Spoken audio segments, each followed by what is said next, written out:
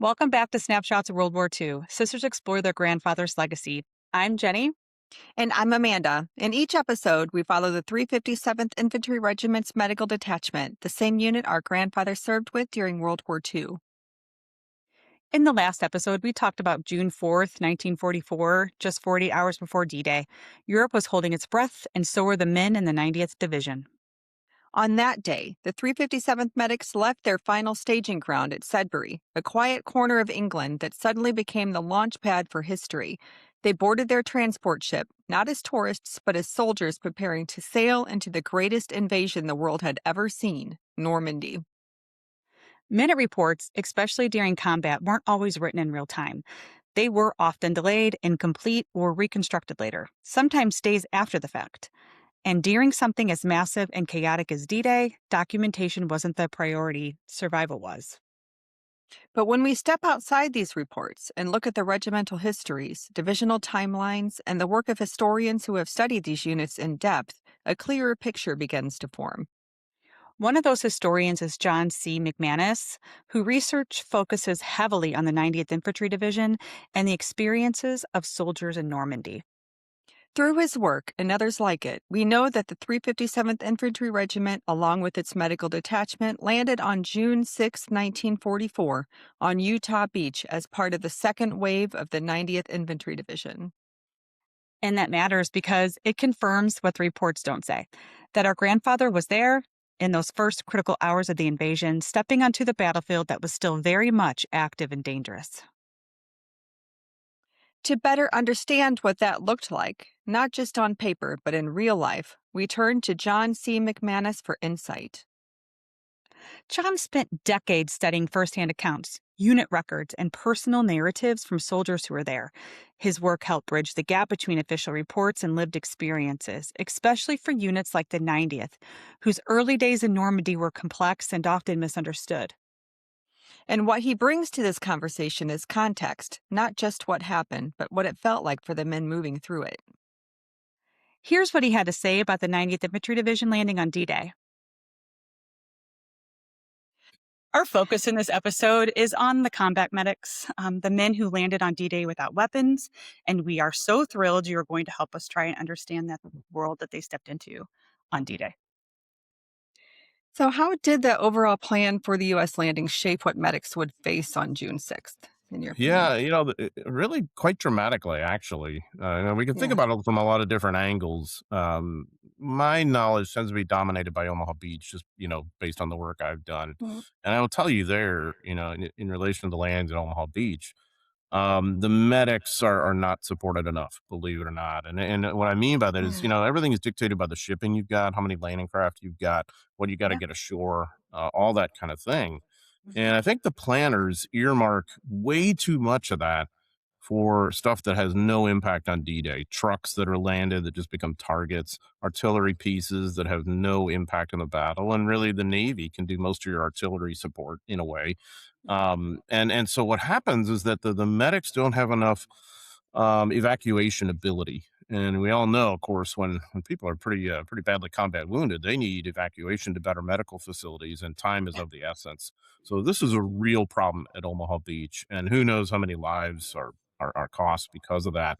In terms of the airborne landings, too, I mean, certainly the medics are affected like everybody else with the scattered landings, and whether they lose equipment, how quickly they can set up their aid stations. I mean, all of that is just kind of the nature of that beast.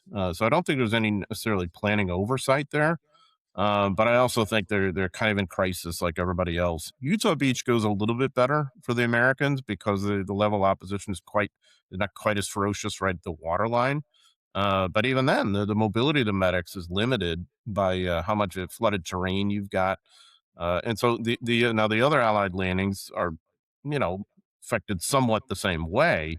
Especially the Canadians at Juno Beach too, a little bit more like Mm. the Americans at Omaha. When I read your book, Americans at D Day, and it focuses a lot on the airborne, I did think about how they were supposed to, as medics, deal with that. They were everywhere, like you said, scattered Mhm. everywhere. And when it Yeah. came to those units as airborne, how many medics were there in context?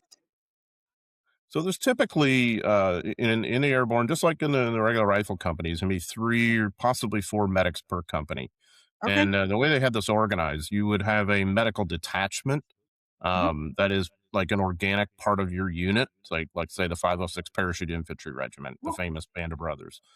So they've got like organic medics that then are parceled out among the rifle companies where they're probably going to be needed the most. So, like in the miniseries, you see the portrayal of Eugene Doc Rowe, and he's portrayed as being part of Easy Company in Band of Brothers, which he in effect is, but technically administratively he would have been assigned to a different unit, a medical unit. So that's generally how they have things set up throughout whether it's airborne infantry, parachute infantry, or excuse me, parachute artillery. You know, you've got those units too. Gliders. The gliders especially can bring in a little bit more medical infrastructure. You know, like the perhaps vehicles and some more heavier medical equipment that you could set up at an aid station. And so all of this is designed to be part of your kind of organic support. But you know, like we said, they're affected like everybody else with a scattered landing or a crisis glider crash. I mean, those are basically sort of semi-controlled crash landings for most of these gliders. You know, so what's really I've always thought pretty daunting to imagine from the airborne medic standpoint is you know they're not armed and they're jumping in like everybody else and they could end up right smack dab in the middle of enemy soldiers and who knows whether they're going to observe the Geneva Convention or not, and so you have no real way to protect yourself. This is even I think more daunting than like if you're coming ashore at Utah at Omaha Beach, where of course the Germans are shooting at everybody, they don't care, you know, but even still, you know, maybe there's a way to protect yourself because you're around so many other people who are armed. As an airborne medic, you may not have that luxury. that's very true. I didn't really think about that. That's horrifying, actually. Yeah.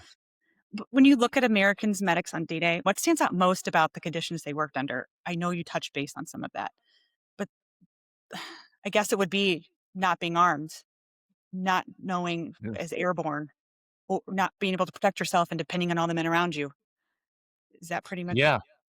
Yeah. I mean, it's certainly just a real sort of leap of faith, you know, I mean, sort of, pardon the pun, from the airborne side.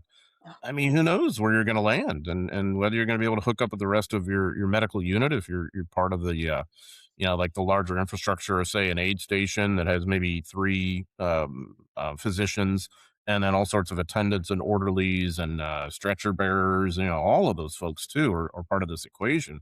Who knows whether that can function as any kind of cohesive unit. The seaborne landing, you're probably a more cohesive unit, but you know, again, you're very much in crisis. So it's so part of this adherence to the Geneva Convention is the hope that the Germans will do the same, and a lot of times they do.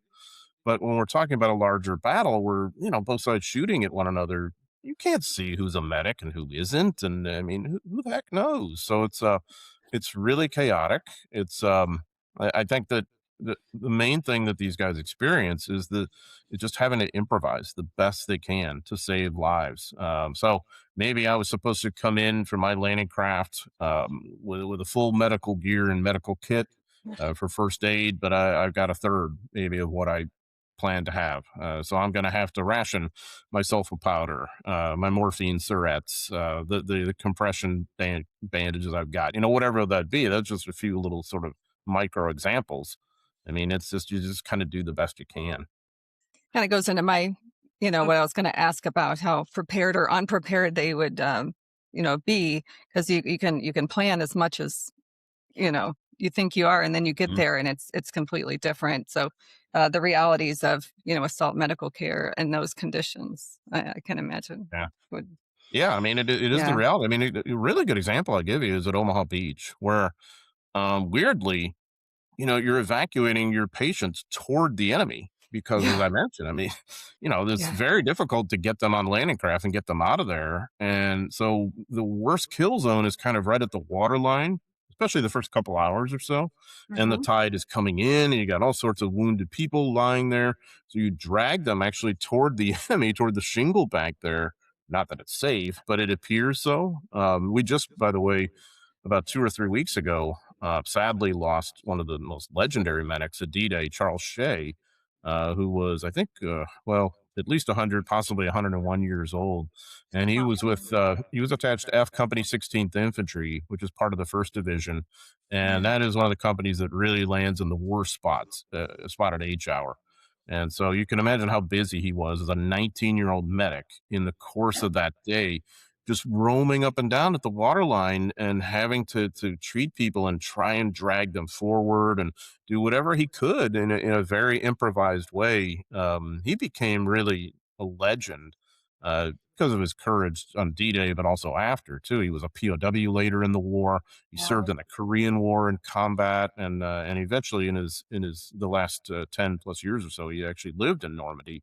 And if you can go to Omaha Beach today, there's a beautiful bust of him and a memorial marker at Omaha Beach. He used to have a ceremony there each year. So I think he's the last medic I know of who we had who was at Omaha Beach. I could be wrong about that, but there aren't many, as you can imagine, who are still with us. But he was when you think about the medics that day and the level of courage and under crisis, I think he's a really good example. He All right. Wow. remarkable, actually. Very. Mhm. So they had a lot of mental load, especially for such young guys, and also needing other medics around them. Like you're saying, some of them didn't have a full pack. So they need to know their surroundings. They need to know where other medics are so they can share. Yeah, I mean they're doing the best they can and working in teams if they can. They're trained to do that, Yeah. and especially as you're getting some kind of collecting point, an aid station, an evacuation point, whatever it would be. And of Mhm. course, in the seaborne landings and airborne too, the doctors are mixed in with everybody else. Going through the same kind of danger as a guy named Major Charles Tetmeyer, who's the basically the regimental surgeon of the 16th Infantry.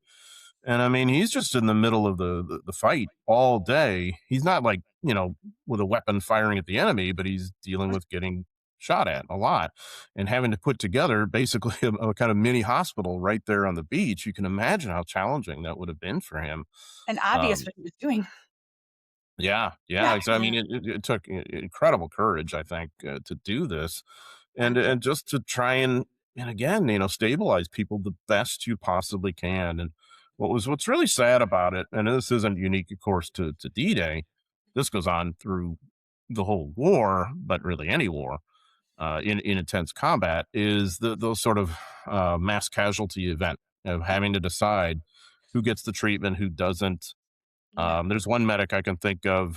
I think his name was Friedeberg, but I could be wrong. But one of the things he talked about at Omaha Beach is that he was dealing with a guy who was really badly wounded with a sucking chest wound, and he had kind of stabilized him a little bit with a major compress bandage, but he knew in order to have any chance of saving this guy's life, he had to be evacuated to a real hospital. Well, that was out the window, of course. You're not doing that. So that meant you were going to have to stay with him with that bandage and really prevent bleeding and give him, a lot of love and care right there. Well, in the meantime, there's a dozen plus other guys who need you. And if you can't get to them, they could die too. And so he has to basically decide. I think he's all 19, 20 years old, who lives and who dies. I mean, imagine taking that burden that young. And that is sort of the world of the combat medic, and it's a reason why they tend to have pretty high PTSD rates, especially that guilt, of having to make those choices. Not their fault. It's the reality of the situation that's so horrible. Yeah, it would That still stay with you. I can't imagine that. Uh, forever yeah. and ever. Hopefully, some of those men probably lived, but many died. Yeah, it's a mix. I mean, he was able to. He decides, of course, he's got to move on from the guy with the really bad chest wound, and he never knew how many he saved and how many he didn't, and that's part of the problem too. That kind of not knowing what happened. But yeah, I think it's a fair assumption that he probably saved a pretty decent number of guys there. But Is that wow, the most surprising thing about your research on D-Day for medics? yeah, I mean that's that, but I'd say also for an army that was so committed to giving really, really good medical care to its soldiers. I mean, through World War II, they really led the world. It was stunning to me that they did not have a better commitment to that on D-Day with the seaborne landing forces at Omaha Beach, at least. Because as I said, they just earmarked so much shipping for a lot Yeah. of stuff that was next to useless. And I think if we'd earmarked some more of that Yeah. shipping to evacuate wounded guys, I think that probably would have saved some lives. Now, that's just, of course, my opinion, but it led to some pretty frustrating moments on D-Day and misunderstandings, honestly, because there were a number of medics who were trying to get people to landing craft that they see Yep. coming in and say, "Hey, I got a wounded guy. Let me get him aboard here." And the coxswains would be like, "No, my orders are to land this stuff and these people and get out of there immediately and go get more stuff, more people, and on this very, very tight schedule." So evacuating wounded guy is not part of that mix because it may mean you're going to take them to a different place than you're supposed to go as a landing craft crewman. So the Yeah. interpretation then for many of the medics and others who were approaching them is, oh, these guys are cowards. And they're not. It's just these are their orders, and that's a higher up kind of conceptual thing. Everybody's doing their job, but in this case, it's quite tragic because there's not that kind of greater commitment to the medical evacuation that I think would have helped. How many boats were allocated? Do you know for For the evacuation? medics, Yeah. I don't know, but it's if we can figure you've got say a medical detachment of about 120 soldiers. You can probably get them in on 4, 5, 6 Higgins type landing craft. You also have you have what are called LCIs, landing craft infantry, that come in a little bit later, designed to land an entire infantry company of about 180 soldiers, and that includes the medics too. You got LSTs that are sort of the larger workhorses of the whole invasion, and they have more medical infrastructure aboard. So it's more about for them treating people once they're aboard rather than landing people. So but I would say I don't really know the number of landing craft per se, but I would say you're not looking any more than about 10 to 15% maybe of the landing craft earmarked for a medical purpose. And all I'd say is that I just think there could have been more earmarked for evacuation. Because medical evacuation was such a big part of combat, and we knew that Yeah. before D-Day. I mean, that's just the way things work. We knew that nowadays we call it the golden hour. Mhm. That you get people to better medical care as quickly as you possibly can. I mean, we'd already seen that in combat in the Pacific and the Yep. Mediterranean, wherever. So we knew that, but also I think there's a sense among the planners we're going to need all this fire support and logistical support once we're ashore because we don't know what's going to happen with the weather. We don't know what's going to happen with our shipping and German subs or whatever. And so, it's tough to make these choices. I just think that's one way that they maybe erred a little bit. So were they like you're just talking about, there was a station that they makeshifted and they're just waiting to get them off the beach? Yeah, you've got these collecting points, basically, like Major Tetmeyer, who I was talking about, the Mhm. the uh, the regimental surgeon of the 16th Infantry. I mean, he's basically set up this mini hospital in an area that had been really under heavy fire in the first couple hours. Now, as the day goes on, it's more secure, and so you're just sort of in dribs and drabs collecting people there and stabilizing them the best you can. Mhm. But the next step really has to be evacuating them to an Yep. LST where maybe they'll get medical care, maybe a troop ship where they'll get where there's medical personnel there, and of course maybe back to England. In these initial hours of the invasion, initial days, it's a little bit chaotic. So his is just one example. There's multiple other smaller collecting points at Omaha Beach and also at Utah Beach. And for the airborne too, of course, you've got them wherever the airborne have landed and Mhm. wherever they're in any cohesive way. So, like San Mary Glees would be an example. The paratroopers who are fighting there, yeah, an aid station, a little medical aid station. That's what they're trying to do, is to set that up as quickly as they possibly can. So all of this is just kind of a scratch thing, Yeah. doing the best you can. And it's really not anything comparable to what we're going to have later when the Allied armies are more firmly ashore and you're going to have, even field hospitals in Normandy and, better medical infrastructure at that stage. And once the beachhead was secured, for lack of a better word, what did the next 24 to 48 hours look like for medics and medical detachments from there? Yeah, I mean, at that point, it's the game is trying to evacuate these guys, and so if you can imagine yourself as one of these medics, different kinds of medics we're talking about, but the famous ones are guys like Charles Shea, who are basically like the civilian equivalent as paramedics, in an ambulance who would come to give you treatment. Yeah. Amazing, amazing people. Just now Yeah. in a military setting. Mhm. If you're one of those guys, you're probably with the rifle companies or your artillery unit or engineer, combat engineers, whatever. And you're basically just treating people as you can. And then you're evacuating them to wherever you think that aid station or collecting point is supposed to be. And then, the game is to try and get them back to the ships and back them to England the best you can. Now, as we go forward a couple days, we're starting to do that a little bit more, but still not where we ought to be. So there's a kind of ripple effect of that initial paucity of Yeah. shipping.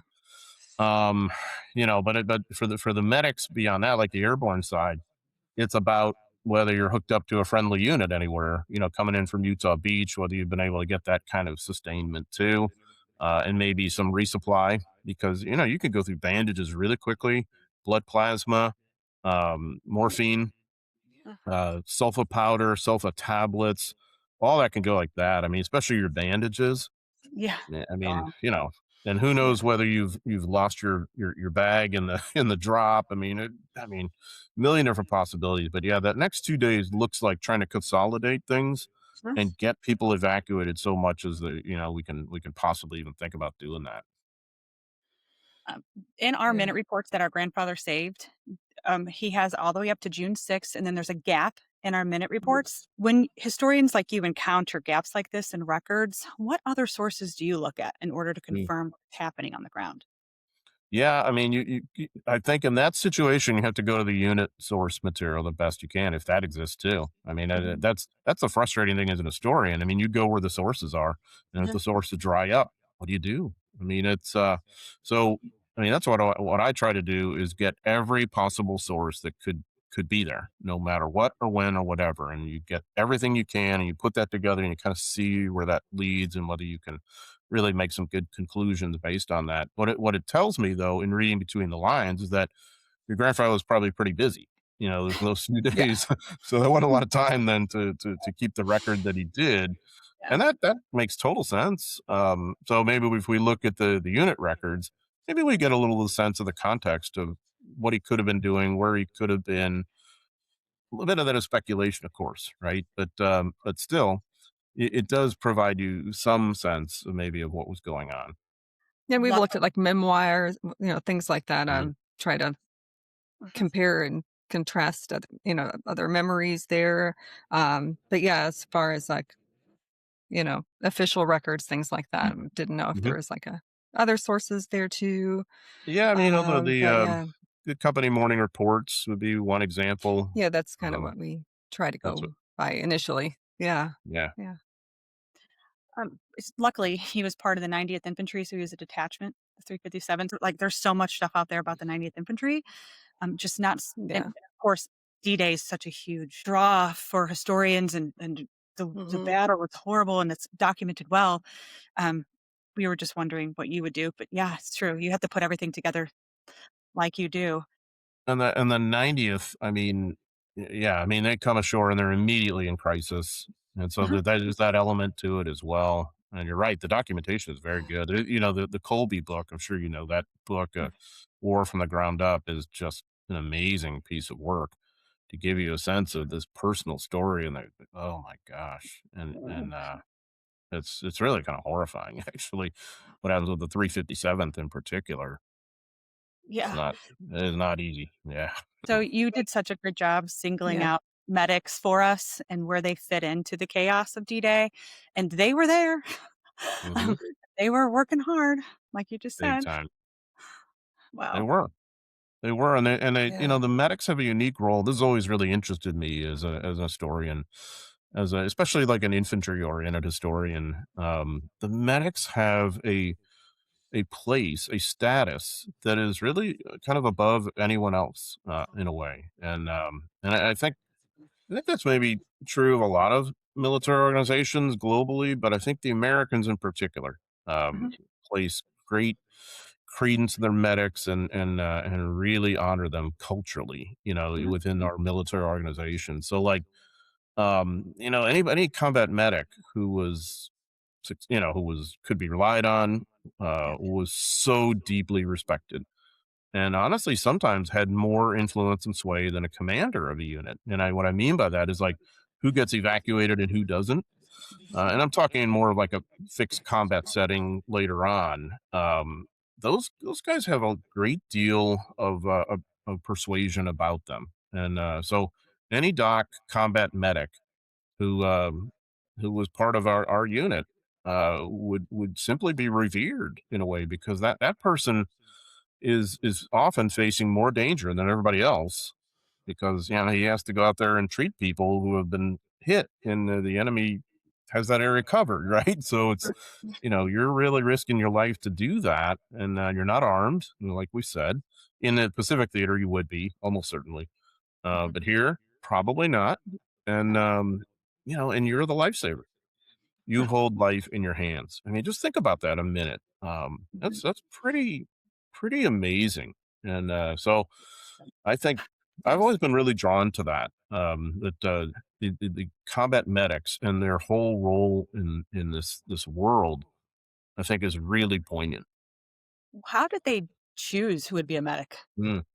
Well, that was always the imponderable too. Some of them who got chosen didn't know why, and so I think part of it was in like, well, when you entered the army in World War II, you would take what was called the Army General Classification Test, or AGCT. So if you were a decent scorer on that, it said that you had some level of intellectual capability, which you would want for a medic. They sometimes, when the army was really thinking about this, as they were sometimes and sometimes not. And by the army, I mean like basic training units and whatever. They might look and see who seemed to care about others, who seemed to sometimes put their comrades ahead of themselves. Maybe who had some kind of background training in biology or something like that. So sometimes they looked at it that way. Other times it was just, we need Right. this now, and so we need 20 guys. Here you go. And you're like, well, how could that be successful? Well, because I think the refresher training you would get, like the advanced training, what's called the advanced individual training post basic at Fort Sam Houston, was pretty darn good. And you could teach the average American who's a solid intelligent guy. You could teach them to splint. You could teach them to bind up wounds and to do bandages and then the fireman's carry to get people out of there. I mean, we can all be taught that, combat life saving role. Just like nowadays, you could take CPR, and anybody can Yeah. do that with the proper training. I think they were finding out something of the same thing. Now, going forward beyond World War II, there's a little bit more sophistication, in picking the medics, like say the Vietnam era. Yeah. One guy I knew always, who was a combat medic, always wondered why they chose him, and he thinks it was because there was like a survey they'd give you in those days, a little more Yes. sophisticated than the old AGCT, but they'd give you a personality survey, and one of the questions was, if you're driving on like a dark road and there's an animal that comes out in front of your car, would you just keep driving, or would you swerve to avoid it? And he was very much like, swerve to avoid it, and he thought, right there, that showed that I cared about and I was could be a combat medic. Whereas if he continues to go forward, it's like, okay, let's make this guy a machine gunner, or whatever. But very anecdotal. But I think there's at least that kind of attempt to get a sense of whether this guy personality wise could do it. Makes sense. It does. Well, thanks. Your books and expertise help bring the courage of these medics to the forefront, even when it's felt more than it's recorded. So we thank you for all Yeah. the work you've done. It's been Oh yeah, yeah, amazing yeah, to get into this and read. yeah. Thank you. Appreciate it. Yeah. To weave together veterans' memoirs, historical context, and lived experiences so seamlessly. I call it a tapestry when I was listening to it. All Yeah. the readers, all of our listeners need to read these books. How do we find you? How do they find you? Do you have any socials? Yep, I do. So I'm at johncmcmanus.com, and I've got a couple email addresses there where you can get in touch with me, one of which is my university address. So I really like hearing from people. I host three different podcasts. One is called Someone Talked, which I do in tandem with the National D-Day Memorial. I don't know if you've ever been there to Bedford, Virginia, the D-Day Memorial, but if you haven't, check it out. It's amazing. We'll have Incredible to. place. Yeah. Yeah. So you can obviously you can check that out. I do another one called World War II Live. We've got our own YouTube channel. You can subscribe, you can share, you can like, you can give us nasty comments or fun comments or whatever you want to do. We also have this really cool thing with World War II Live. where we one of the segments we do is called Stump the Chumps. So my co-host Kevin Hemel and I, we basically take questions cold. We don't know the questions ahead of time. Our producer does, but we Oh, don't. goodness. So you can send us questions at World War II Live at gmail.com, and it's like with the numeral two. And then they do another podcast called We Have Ways USA with James Holland and Al Murray. So, all that is available out there. Mm, Check it out. We'd love to hear I will from you. definitely check those for out. sure. Yeah. I will not volunteer for Stump Me, though. It's But fun. I mean, it's like there have been, I mean, a lot of times it's funny because some of the questions, yeah, I mean, right in the wheelhouse, like especially someone asked about patent. Kevin is like the world's leading expert on patent. So if there's anything patent, he's got it. But, Hmm. but there have okay. been a couple times when we're just like, don't know. I mean, it's very humbling. It's like, well, I don't know. There was one about what was called the North Platte Canteen, and Kevin and I were like, "What is that?" Well, it was like this, like a bar and sort of like Red Cross station, or like a place where you get coffee and donuts and entertainment in North Platte, Nebraska. And someone asked about it, and we'd never heard of it, and so it's become this kind of running joke in our pod. Glad. Just yeah, I mean, so it's an education for us too. Whoever asks us questions. Well, thanks so much for coming Oh, on. yes. Thank you. Appreciate it. John, What stands out in what John describes in this confusion, the uncertainty of those first hours, even after landing, there was no clear line, no sense that you were safe. The battlefield didn't start at the water's edge, it extended inland immediately. and that's where the 90th found itself, stepping into an environment where plans met reality. Units were moving, adjusting, reacting in real time. And for the medics, that meant constant motion, moving between wounded soldiers, often without knowing exactly where the next threat was coming from. It reinforces something important that even units landing after the first wave weren't arriving to a secured beach. They were arriving to a fight that was still unfolding. Our grandfather stepped onto that beach carrying a medic's bag instead of a weapon. And from that moment on, his role wasn't to fight, it was to move toward the wounded, no matter where they were. And the wounded were everywhere, not just from his unit, but from across the beachhead, infantry, airborne troops who had just landed inland hours earlier, engineers clearing obstacles, even naval personnel caught in the chaos. And despite the Red Cross on their helmets, medics were not immune. They moved through the same gunfire, the same explosions, the same confusion, just without the ability to fight back. A World War II medic landed with very little, but every item mattered. A canvas airbag filled with bandages, gauze, sulfa powder to prevent infection, scissors, and morphine syringes for pain. They also carried plasma when available, one of the most critical advancements of the war, used to treat shock and blood loss right there on the battlefield. No rifle, no pistol, just a helmet marked with a cross and the expectation that they would go where they were needed most. They were often the first to reach the wounded, and sometimes the only reason those men made it off the beach alive. To really understand what our grandfather stepped into, we have to look at the bigger picture. D Day wasn't just a landing, it was the beginning of a massive, coordinated campaign to break through German defenses in Normandy. The 90th Infantry Division's role began almost immediately after landing. They were tasked with pushing inland from Utah Beach, moving toward key towns like Boozeville-au-Plain and Picoville, and helping secure causeways, the only viable routes off the beach through flooded lowlands. And those flooded fields were no accident. German forces had deliberately inundated large areas of land, turning them into marshes that slowed movement and funneled American troops into narrow, exposed routes. This made them vulnerable to machine gun fire, artillery, and counterattacks. German units, including elements of the 91st Air Landing Division and other defensible forces, were already positioned inland, waiting to push back. The situation was unpredictable and often chaotic. Units became separated, command structures were strained, and the 90th, like many divisions experiencing combat for the first time, faced a steep learning curve. But despite those challenges, the mission didn't change. They had to move inland. They had to expand the beachhead, and they had to hold their ground. And that meant the medics were constantly moving from the shoreline to the fields, from one wounded soldier to the next, as the battle spread beyond the beach.